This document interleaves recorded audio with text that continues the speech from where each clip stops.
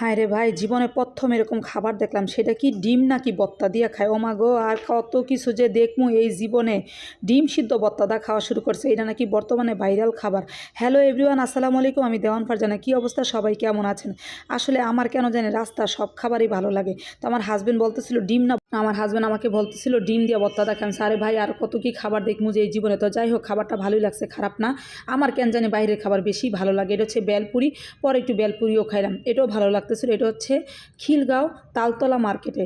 আমরা হচ্ছে একটা জায়গায় একটু ঘুরতে যাব ইনশাল্লাহ, সেই ভিডিও আপনাদের সাথে শেয়ার করব।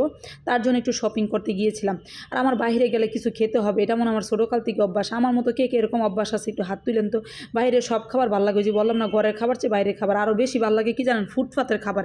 এগুলো শুনলে মানুষজন যারা আমার ভিডিও দেখবে সবাই কিন্তু অনেক হাসাহাসি করবো, যে ফারজান আপু ফুটপাতের খাবার ভালো লাগে। দেখেন না বেলপুরিটা কি মজা করে। আর একটু ঝাল ঝাল খাবার তো অনেক বেশি ভালো লাগে। আমি আসলে ঝাল ঝাল খাবার অনেক বেশি পছন্দ করি। আর চা, এই যে নবকে বলতেছে আসো একটু খাই। অবশ্য আমরা একটু আগে বাসার থেকে দুপুরে খাওয়া দাওয়া করে গেছি, তারপরে মনে হচ্ছে না বাইরে যেহেতু গেছি একটু খাই। আহারে, বেলপুরিটা খুবই মজা লাগতেছিলো। এখানে আবার সিরিয়ালে সবাই শুধু বেলপুরি বিক্রি করে, অন্য কিছু না। মানে খিলগাঁয়ের তালতলা মার্কেট একটা সিস্টেম সুন্দর আছে। বেলপুরি মানে বেলপুরি, ফুচকা মানে ফুচকা, চটপুরি মানে চটপুরি, চায়ের দোকান মানে চায়ের দোকান। মানে এরকম করে সবাই সিরিয়ালে বসে। তো যাই খেলাম আর নাই খেলাম, আমার সবার আগে খাইতে হবে চা। আমার আসলে প্রচণ্ড মাথা ব্যথা করতেছিল ওই দিন ফ্যাক্টরিতে আসা যাওয়ার করার পরে, এত মাথা ব্যথা ধরছে। দেখেন না চা কীভাবে মানুষজন খাচ্ছে। পরে আমি আর নব চলে গেলাম। আমি গিয়ে খাইছি একটা, এটা আমি সবসময় এই চাটা খাই, আমার অনেক ভালো লাগে। সেটা হচ্ছে জলপাই কাঁচামরিচ দিয়ে একটা চা খাই, খুব ভালো লাগে। টকটক চাটা খেলে মাথা ব্যথা কমে যায়। আর নব হচ্ছে মালটার চা খাচ্ছে।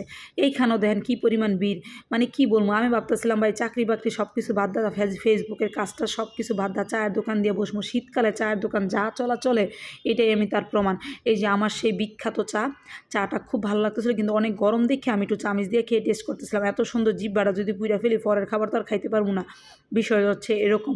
তো নবও খাচ্ছিল, নব হলো মালটা চা, আমাকে বললো অনেক ভালো লাগছে। আমার চাটা অনেক ভালো ছিল, আলহামদুলিল্লাহ। তো আমি ভাবলাম যেহেতু সব কিছু আপনাদের সাথে শেয়ার করি, এটা কেন শেয়ার করবো না। নব আবার কি করছে, মালটা চা খাওয়ার পর আবার একটা দুধ চা খাইলো। আমার জামাই আবার 2-3টা চা না খাইলে হয় না। আমার জামাইরও চা খুব পছন্দ। এখন ওইখানে বাজারে গেছে, ভাবলাম একটু গুড় কিনি, যেহেতু শীতকাল, পায়েস বানানো একটু পিঠা বানানো সব কিছুর মধ্যে আমার গুড় না দিলে ভালো লাগে না। তো বেশি না, আমি 1 কেজি গুড় কিনলাম, 350 টাকা কেজি। তারপর হচ্ছে আমরা একটু মার্কেটে একটু ঘোরাফেরা করে একটু টুকটাক কেনাকাটা করে, নিফরার জন্য আরেকটা, ওর বাবা একটা সোয়েটার কিনলো। এই টুকটাক কেনাকাটা করে তারপরে ভাবলাম ঠিক আছে বাসার উদ্দেশ্যে চলো। আর থাকতে পারতেছি না। আর মানে মার্কেটে গিয়ে মনে হয়েছে বাসায় কোনো মানুষ নেই, সব মানুষ মনে হয় মার্কেটের মধ্যে। অবস্থাটা দেখেন, এটা কিন্তু ফুটপাতের মার্কেট। এখন একটা কথা বলি, এতক্ষণ ধরে যাই কিছু বলছে, আমি কিন্তু সবসময় ফুটপাতের জিনিসই কেনাকাটা করি। ভাই আমি তো বড় লোক না, আমি হচ্ছে গরিবস, এই কারণে সব ফুটপাতের জিনিসই কেনাকাটা করি। আমার ভিডিওটা কেমন লাগছে অবশ্যই